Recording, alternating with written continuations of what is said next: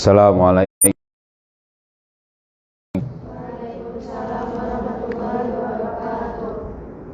Alhamdulillah, nahmaduhu wa nasta'inuhu wa nastaghfiruh wa na'udzu billahi min sururi anfusina wa min sayyiati a'malina. May yahdihillahu fala mudilla lahu wa may yudlilhu fala hadiyalah. Asyhadu an la ilaha illallah wahdahu la syarikalah wa asyhadu anna Muhammadan abduhu wa rasulul la nabiyya ba'da. Allahumma salli ala Sayyidina Muhammad wa ala ali Sayyidina Muhammad. Rabbi israh li sadri wa yassir li amri wa hlul 'uqdatam min lisani yafqahu qawli. Subhanaka la ilma lana illa ma 'allamtana innaka antal alimul hakim. Amma ba'du. Alhamdulillah, segala puji hanya bagi Allah. Salawat serta salam semoga selalu tercurah kepada junjungan kita Nabi Muhammad sallallahu alaihi wasallam serta keluarganya, sahabatnya dan juga para pengikutnya yang setia dengan ajarannya hingga akhir zaman. Alhamdulillah, anak-anakku sekalian dan para asatidzah yang dirahmati Allah, kita lanjutkan kembali kajian kita setiap Rabu pagi dengan kitab Hadis Syam, terjemahan Hadis Syam. Kita sudah bahas di bab pertama ya, berapa waktu yang lalu tentang kebangkitan. Jadi kebangkitan atau yang hakiki itu ya, atau yang disebut dengan kemajuan yang akan disampaikan ya, oleh umat Islam, caranya itu adalah dengan kebangkitan pemikiran. Bukan kebangkitan secara ekonomi, bukan kebangkitan secara akhlak ya, tapi kebangkitan pemikiran. Ini yang kemudian dilakukan oleh Rasulullah SAW. Rasulullah SAW itu membangkitkan pemikiran generasi pertama Islam, para sahabat pada waktu itu, dengan pemikiran yang cemerlang. Pemikiran Islam sebagai apa? Sebagai ideologi. Yang ideologi itu disampaikan atau mabda itu disampaikan oleh Rasulullah SAW kepada para sahabat ya, dengan memahamkan kepada mereka ya tentang bagaimana akidah Islam dan aturan Islam. Jadi yang namanya mabda itu adalah majmu'ul mabda itu adalah ideologi gitu ya. Aqidatun akliyatun yang basiku anhanizom. Nah gitu. Yang nama ideologi itu adalah akidah akliyah yang terpancar darinya apa? Aturan, sistem. Itulah yang kemudian di saat yang sama ya mampu, ya tentu Rasulullah SAW itu melakukannya, mampu untuk membangkitkan seluruh umat Islam dan seluruh manusia. Nah, lalu Rasulullah SAW pun menegakkan peraturan sistem ideologi itu dalam sistem negara, dalam sistem pemerintahan. Jadi Rasul pun menegakkan aturan-aturan yang ada pada Islam yang sudah dipahami oleh kaum muslimin saat itu, para sahabat ya, dalam satu sistem pemerintahan. Jadi kalau ada yang mengatakan Rasul itu bukan sistem pemerintahan, ini harus baca lagi sirah, baca lagi bagaimana perjuangan Rasul. Kenapa begitu? Karena ya kita bisa lihat dari sirah tadi, Rasulullah SAW betul-betul menjalankan apa yang diperintahkan Allah sebagai akidah bagi kaum muslimin saat itu, para sahabat, dan juga aturan yang Allah perintahkan. Nah, inilah yang kemudian harusnya bisa menjadi kebangkitan umat.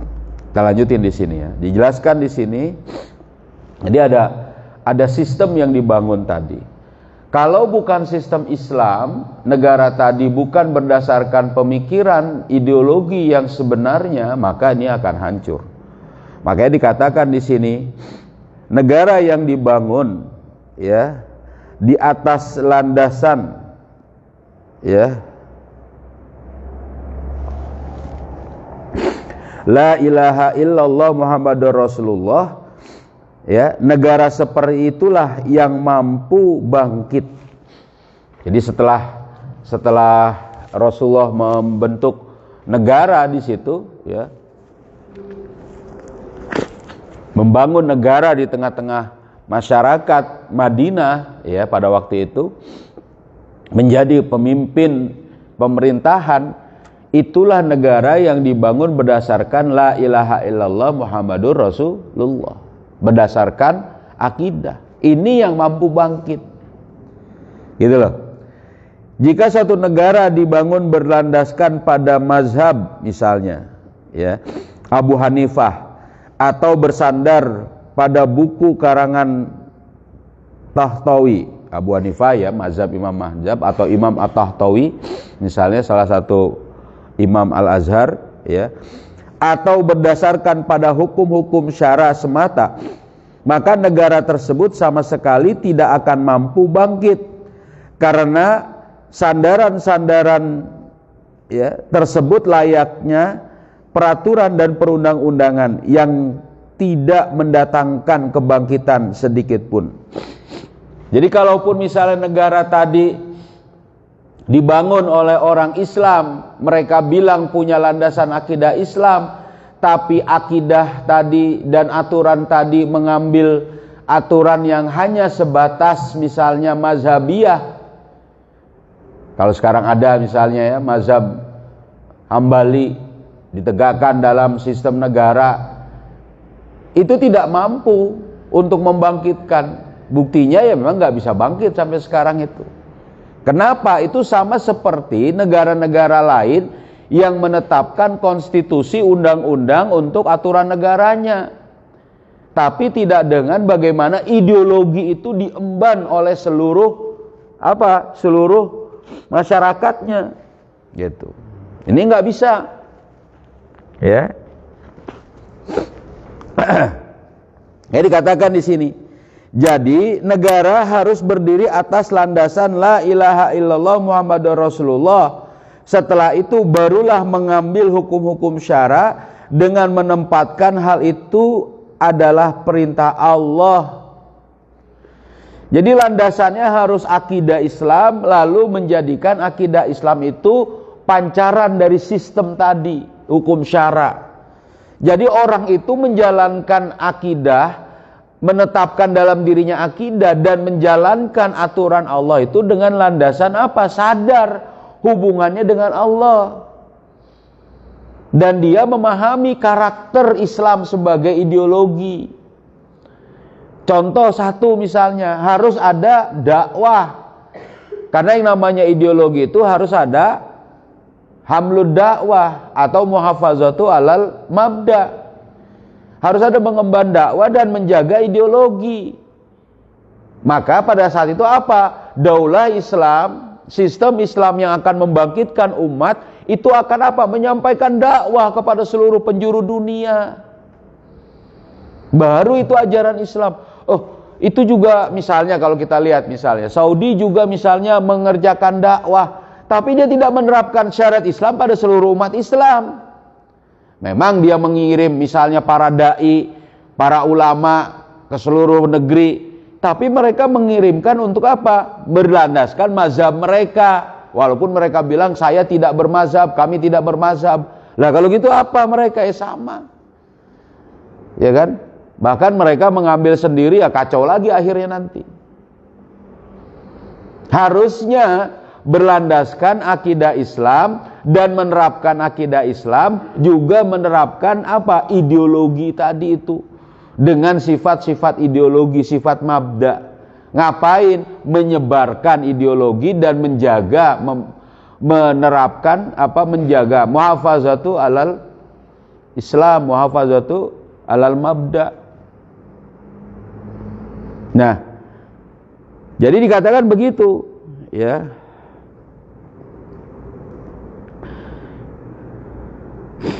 Yang lalu diterapkan aturan-aturan tadi, itu pun karena mengikuti perintah dan larangan Allah. Jadi bukan karena yang lain. Jadi kesadaran manusia itu. Jadi bukan karena adanya kelayakan atau manfaat, atau ada maslahat, atau alasan-alasan lainnya. Semua itu harus ditempatkan sebagai sesuatu yang datang dan berasal dari wahyu Allah dan diambil dari makna la ilaha illallah Muhammadur Rasulullah. Jika hal itu terjadi, maka kebangkitan dapat diraih. Gitu. Jadi kenapa sekarang ada negara yang mengaku negara Islam, negara bersyariat Islam, tapi nggak bisa bangkit juga? Karena ternyata sudahlah mereka pura-pura berakidah Islam. Saya katakan berpura-pura nih, saya katakan berpura-pura, ya kan? Dia pun kemudian tidak menerapkan seluruh syariat Islam. Giliran ekonomi pakai sistem kapitalis, ribawi. Bahkan sistem pemerintahannya itu dengan politik luar negerinya bukan politik luar negeri Islam.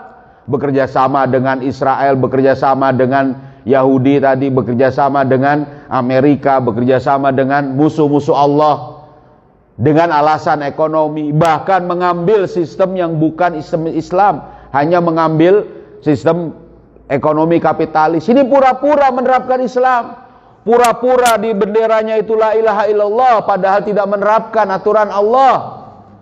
Coba. Apalagi tidak menerapkan syariat Islam pada seluruh umat Islam. Dia hanya mau menerapkan syariat Islam pada apa? Wilayah negerinya saja, Arab saja, Yaman saja, Sudan saja misalnya.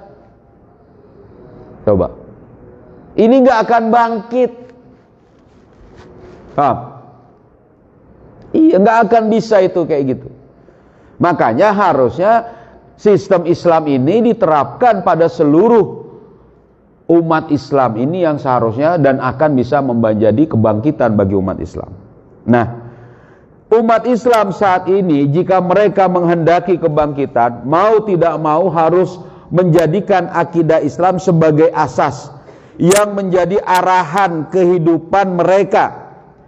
Di atasnya dibangun pemerintahan dan kekuasaan, kemudian menyelesaikan seluruh problematika keseharian mereka dengan hukum-hukum yang terpancar dari akidah tadi, yaitu dengan hukum-hukum syara sebagai bagian dari perintah dan larangan Allah, bukan dengan anggapan lainnya. Jika ini yang dijalankan, maka kebangkitan pun pasti akan muncul, bahkan kebangkitan yang sahih, bukan sekedar bangkit. Umat Islam akan meraih puncak kegemilangannya lagi, meraih kembali kepemimpinan internasional untuk yang kedua kalinya. Kalau menerapkan akidah Islam, ya, menanamkan akidah Islam dan menerapkan hukum Islam dalam seluruh totalitas kesadaran hubungannya dengan Allah, bukan sebatas aturan semata, apalagi aturan itu diselewengkan. Paham? Coba. Ada yang ngaku tadi seperti saya katakan berideologi Islam, kata mereka, tapi malah tadi mengambil sistem ribawi, mengambil sistem internasional yang itu mengikuti tunduk kepada Amerika. Gimana ini? Bekerja sama, bahkan bekerja sama dengan musuh Allah, bekerja sama dengan Israel. Coba, gimana? Begini Islam, ini yang akan maju. Ya. Nah, demikianlah ya tata cara kebangkitan umat Islam saat ini dengan kebangkitan yang sahih. Wahai kaum muslimin, dari sinilah kita mulai.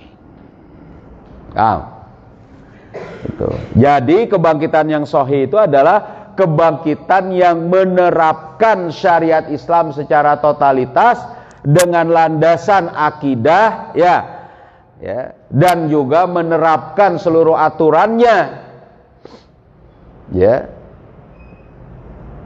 dengan kesadaran hubungannya dengan Allah, idrak silah billah, dia makhluk Allah.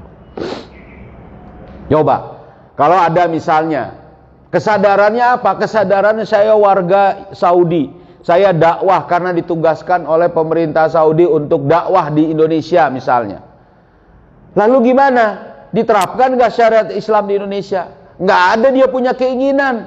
Dia sekedar nyuruh sholat, nyuruh puasa, nyuruh zakat. Tidak, seluruhnya tidak diterapkan. Tidak seluruhnya diterapkan maksudnya oleh mereka. Mereka hanya ambil bagian-bagian yang menurut mereka gampang. Jadi pilihan hawa nafsu. Sudahlah landasannya karena tugas negara yang tidak islami misalnya. Di saat yang sama yang disampaikan pun tidak sepenuhnya totalitas Islam. Bagaimana mau bangkit umat Islam kalau kayak gini? Makanya harusnya apa? Umat Islam disadarkan kepada mereka hanya pemikiran Islam sajalah yang akan bisa membangkitkan mereka dalam bentuk penerapannya secara ideologis oleh sistem pemerintahan, sistem negara. Ya kalau kita belajar dalam fikih Islam, kita mengambil umat Islam ini dengan sistem khilafah Islamiyah. Itu ajaran Islam tuh. Bukan karena apa? Fikih Islam. Ya, ada juga, oh iya saya setuju khilafah, tapi nanti dulu katanya, ini dulu, akidah dulu. Mana batasannya, mana dalilnya? Atau oh ya jangan itu dulu, itu mungkin susah. Bukan. Makanya kesadaran ini harus dibangkitkan kepada umat dari akidah ini. Ya. Ya. Makanya kalau gitu gimana ya dengan kondisi yang tadi semuanya, ya, menerapkan syariat Islam. Ya. Nah lanjut ini, masuk bab baru. Ya, lanjut terus. Apa pembahasan berikutnya? Oh tadi udah paham ya? Yang tadi itu tentang kebangkitan, tentang apa namanya? Bagaimana membangkitkan umat Islam saat ini, yaitu dengan pemikiran yang diterapkan secara oleh negara yang menjadikan Islam sebagai ideologi bagi negara tadi dan seluruh warga negaranya.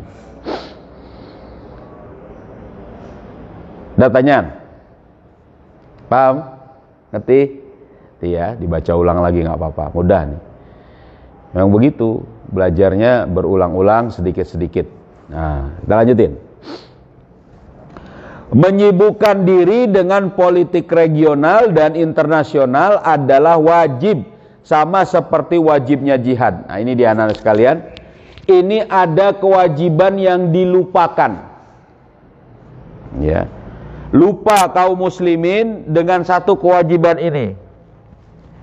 Apa itu? Kewajiban sibuk dengan politik regional dan internasional. Peduli, terlibat, memikirkan, ya. Ini orang lupa, padahal ini kewajiban, dia nggak peduli. Dengan ya apa Palestina, Israel saya nggak peduli, saya biar aja Indonesia sajalah. Wah kacau ini. Apalagi dengan keadaan sekitarnya, udahlah, nggak usah dakwah-dakwah politik, nggak usah dakwah-dakwah. Ini yang penting kita makan, baca Fatihah yang benar, sholat. Loh kok nggak peduli politik? Padahal ini kewajiban dalam Islam. Ya. Nih dalilnya. Allah Subhanahu wa taala berfirman, A'udzubillahi minasyaitonirrajim.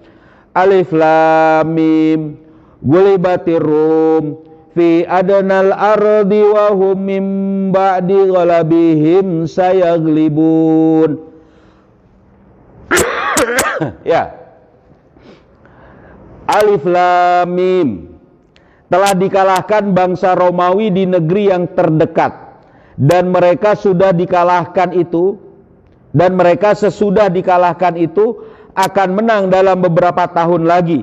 Bagi Allah lah urusan sebelum dan sesudah mereka menang, dan di hari kemenangan bangsa Romawi itu bergembiralah orang-orang yang beriman. Ya, ini tentang surat Ar-Rum. Kemudian diriwayatkan dari Nabi SAW, beliau bersabda, Man asbaha walam yahtam bi amril muslimin falaisa minhum.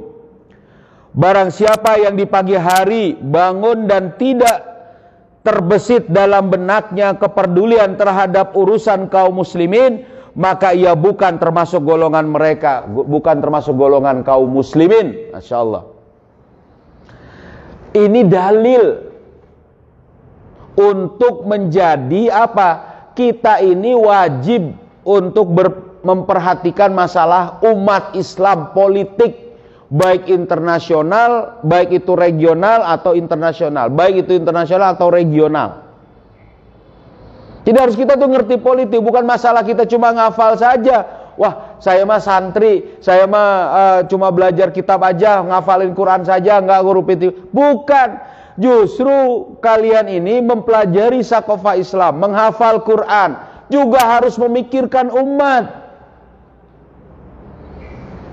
Banyak orang yang hafal Quran, banyak orang yang kemudian belajar kitab-kitab tadi, hafal kitab-kitab tadi, tapi dia tidak punya kesadaran tentang masalah pemikiran peduli kepada umat. Selesai. Dia akhirnya salah, dia akhirnya dimainkan, atau bahkan coba kacau.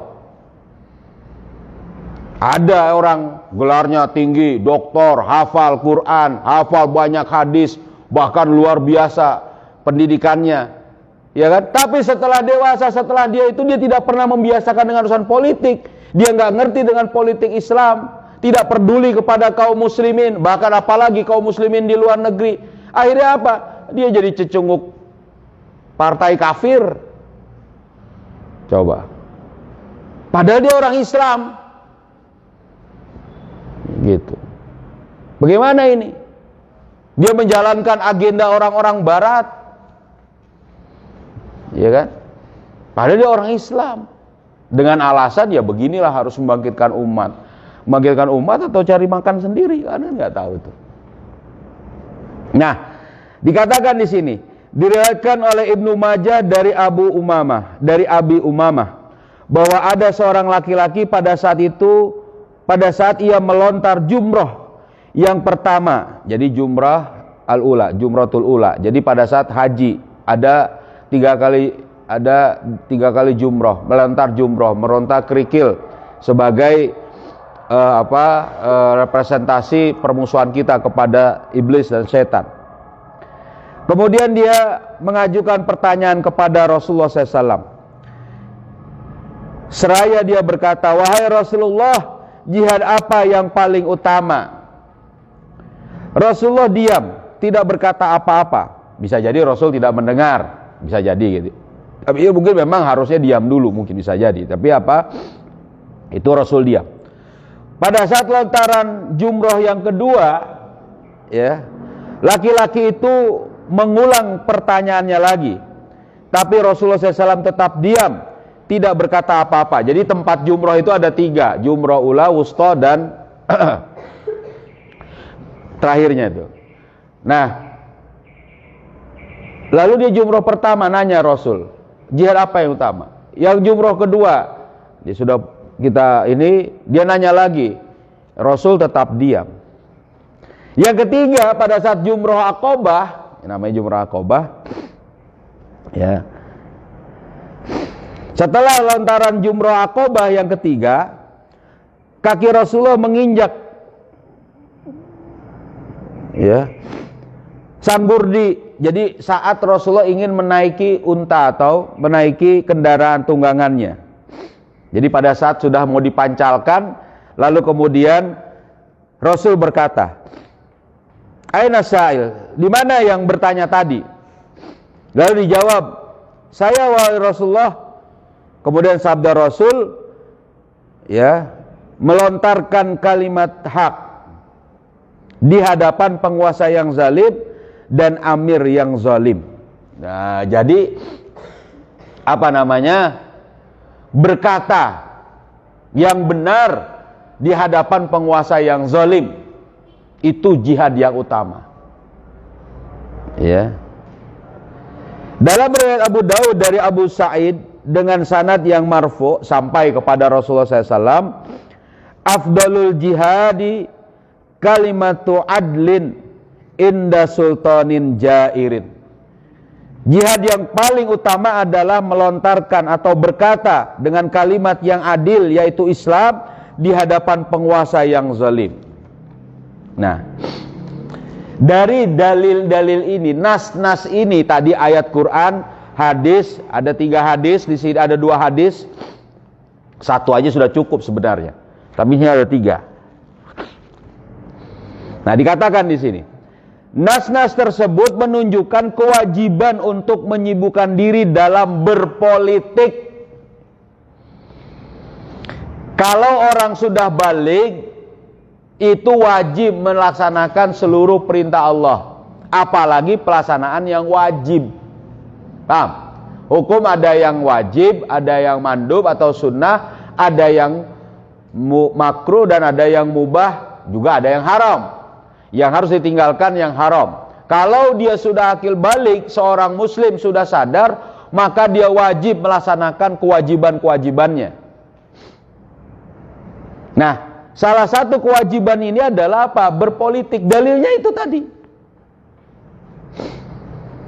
Dikatakan di sini, Ibnu Abi Hatim, ya, dari Ibnu Syihab menafsirkan ayat di atas seraya berkata, ayat Al-Quran surat Ar-Rum, telah sampai kepada kami, ya, berita bahwa kaum musyrik telah berpolemik dengan kaum muslim, sementara mereka masih tinggal di kota Mekah. Jadi pada waktu itu mereka saling debat, diskusi antara orang-orang kafir dan orang Islam di Mekah. Dan Rasulullah SAW belum pergi berhijrah. Mereka, kaum musyrik, berkata, orang-orang Romawi telah bersaksi bahwa mereka adalah ahli kitab dan mereka telah dikalahkan oleh orang Majusi. Nah, itu tadi. Bangsa Romawi yang saat itu adalah bangsa Nasrani, bangsa orang-orang Kristen, dikalahkan oleh orang-orang musyrik, yaitu orang Majusi, dari orang-orang Persia. Lalu sementara itu kata mereka, kalian mengira bahwa kalian akan mampu mengalahkan kami dengan senjata kitab yang diturunkan kepada nabi kalian. Jadi gini, tuh orang Nasrani yang sudah punya negara besar, punya pasukan, yang dia katakan adalah orang yang menyembah Allah, dikalahkan oleh orang Majusi yang gak menyembah Allah. Kamu, kata orang musyrik, mau mengalahkan kami, padahal kamu belum punya negara, kamu boleh cuma kitab. Gitu kira-kira. Jadi ini menghina kaum muslimin. Ya. Bagaimana bisa Majusi dikalahkan oleh Romawi yang ahli kitab? Betul ya? Ya. Kaum muslimin berkata, maka kami kaum muslimin akan mengalahkanmu. Wah, jadi ngelawan juga. Kamu akan kalah, saya akan menang. Ya, sebagaimana ya Romawi mengalahkan Persia. Lalu Allah Subhanahu wa taala mewahyukan kepada Rasulullah dengan ayat surat Rum ini. Alif Lam Mim gulibatir Rum. Alif Lam Mim telah dikalahkan bangsa Rum. Itu penjelasan. Ya. Pengulangan keadaan yang saat itu Allah tetapkan sebagai pengingat. Ya. Kata Ibnu Hatim di sini, ini menunjukkan bahwa kaum muslimin di kota Makkah sebelum berdirinya negara Islam di Madinah, mereka telah berpolemik dengan orang-orang kafir mengenai berbagai berita internasional dan informasi seputar konstelasi politik internasional. Jadi ini tuh menjelaskan orang Islam yang saat itu masih sedikit, dia sudah ngomong tentang apa? Politik internasional. Ini jangankan itu, banyak kaum muslimin sekarang nih, anak-anak muda seumuran kalian, apa yang kemudian mereka pikirkan? Ya kan? Fashion, makanan, coba, kulineran, healing, jalan-jalan, pariwisata, itu paling itu kan, coba lihat. Harusnya setiap orang mukmin itu memikirkan saudara-saudaranya juga di belahan bumi yang lain juga. Bahkan politik internasional yang gak ada kaitannya dengan dirinya pada waktu itu juga diperhatikan. Jadi kita harus paham kenapa ini konstelasi. Kok Kian Yahudi itu mau bekerja sama dengan Arab, dengan bangsa-bangsa Arab, negara-negara Arab. Harus tahu tuh. Bagaimana itu kemarin Palestina dibantai lagi oleh orang-orang yang menduduki di sana, institusi Yahudi di sana. Harus kita perhatikan itu. Ini kenapa? Karena wajib bagi kita. Nah, satu lagi. Diriwayatkan bahwa Abu Bakar melakukan taruhan dalam tanda kutip, pada waktu itu belum ada larangan ya, dengan orang-orang musyrik bahwa Romawi akan mengalahkan Persia. Berita ini sampai kepada Rasulullah SAW dan Rasul pun menyetujuinya dengan takrir, dengan menetapkan membolehkan, seraya menegaskan bahwa dirinya pun turut andil di pihak Abu Bakar dalam taruhan tersebut.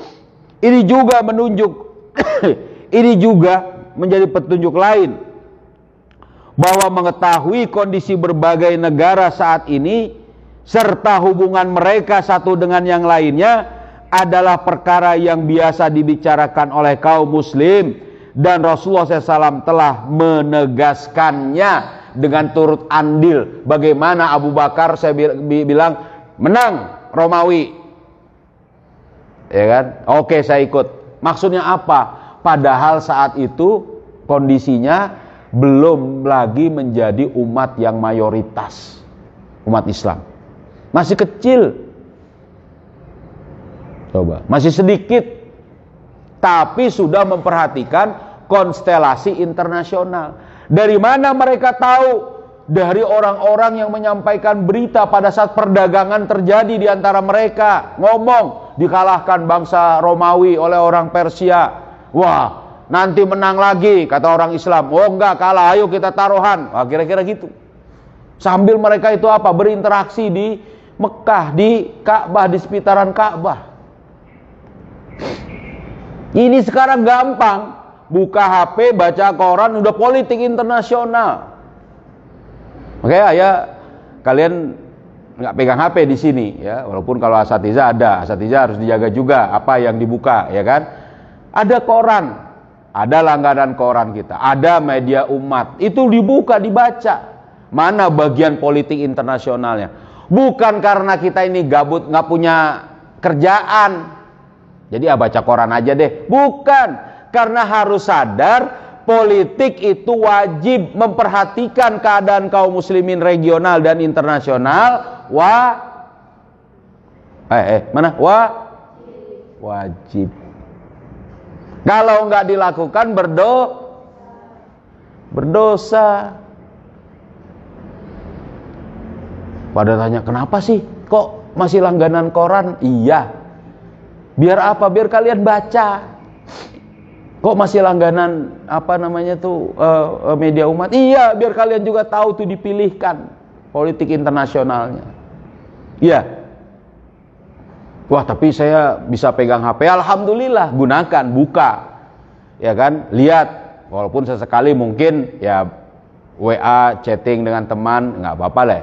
Tapi politik internasional keadaan tuh harus tahu. Kemarin ada orang bunuh diri, nembakan diri di depan kantor MUI, seolah-olah seperti teroris. Wah, padahal dia bunuh diri semata, katanya gitu kan. Wah, baca gimana. Jangan masalah selebritis aja. Ya, wah ini Rand Corporation beli apa. Jangan itu aja, ya itu mungkin selintas. Wah, sepak bola, wah apa misalnya yang kalian senangi, ya boleh selintas. Tapi politik internasional dan politik regional harus menjadi pemahaman kita, harus menjadi pengetahuan kita. Sekitar Tangsel ini, sekitar Jawa Barat ini, sekitar Jakarta, terus se-Indonesia harus kita paham. Kemarin bulan April, ya kan, kota terpanas di dunia dengan suhu tertinggi, Ciputat ternyata. Luar biasa ya. Kita panas terus ini di sini. Nah, itu kan tahu. Nah, ini apa ini? Walaupun cuma fakta-fakta tadi. Bang, kenapa? Karena wajib. Jangan ngantuk. Ya, tapi saya masih SD, masih kecil. Ya nggak apa-apa, justru masih kecil itu enak. Bacanya cuma yang gede-gede aja, ya kan? Judulnya Ya, oh ini gini gitu. Karena ini kewajiban. Nanti terbiasa. Kalau ayah dulu memang waktu masih kecil, dari kelas 3, kelas 2 SD itu setiap pagi itu ya berebut koran, gitu kan. Baca, mau koran yang besar. Karena ayah paling kecil ya, tinggal di Cimanggis sama mama di situ. Dan ada kakak-kakak, ayah paling kecil termasuknya. Baca koran pasti paling akhir. Yang dibaca pertama sama kakak-kakak itu apa? Yang koran bergambarnya. Ayah baca bagian koran apa? Koran berita utamanya. Tapi ya itu jadi terbiasa akhirnya. Dia dulu kan, kita baca berita utamanya. Wah, ada kejahatan, ada apa kita lihat. Baca. Lama-lama terbiasa. Jadi kalau kita membiasakan peduli tadi, menjadi kondisi di mana kita jadi lebih mudah. Jadi namanya kebaikan itu adalah kebiasaan, dan membiasakan kebaikan adalah juga kebaikan. Jadi kalian tuh bukan masalah, wah di pondok ngapain belajar, bisa juga belajar di rumah, bukan. Tapi pembiasaan ini pun adalah kebaikan. Membiasakan memahami politik regional dan internasional adalah bagian dari kebaikan dan menjalani kewajiban. Paham? Nah, cukup. Tandai ya. Saya mana tadi? Ya. Ada pertanyaan? Nah, ini Aisyah. Aisyah yang kecil, Aisyah yang besar. Ada? Enggak? Nabila baru satu. Ya. Cukup ya? Kalau cukup, yuk kita tutup dengan baca surat Al-Asr bersama-sama. Ya. Bismillahirrahmanirrahim. Wal asri innal insana lafi khusrin illalladzina amanu wa amilus solihati wa tawasau bil haqqi wa tawasau bis sabr.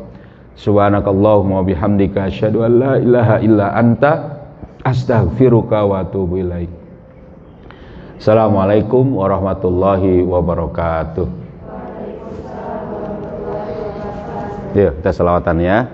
Allahumma salli ala sayyidina Muhammadin tibbil qulubi wa dawaiha wa afiyatil abadani wa shifaiha wa nuril absari wa diyaiha wa ala alihi wa sahbihi wa sallim.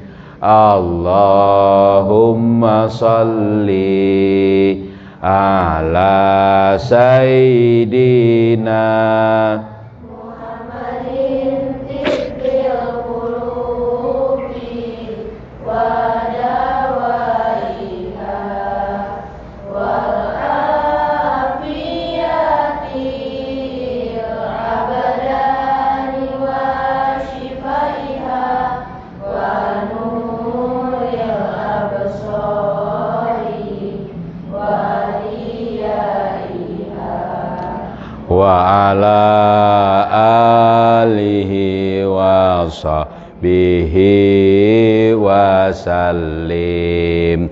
Allahumma salli ala sayyidina Muhammadin tibbil qulubi wa dawaiha wal afiyatil abadani wa shifaiha wa nuril absari wa diyaiha wa ala alihi wa sahbihi wa sallim. Alhamdulillah.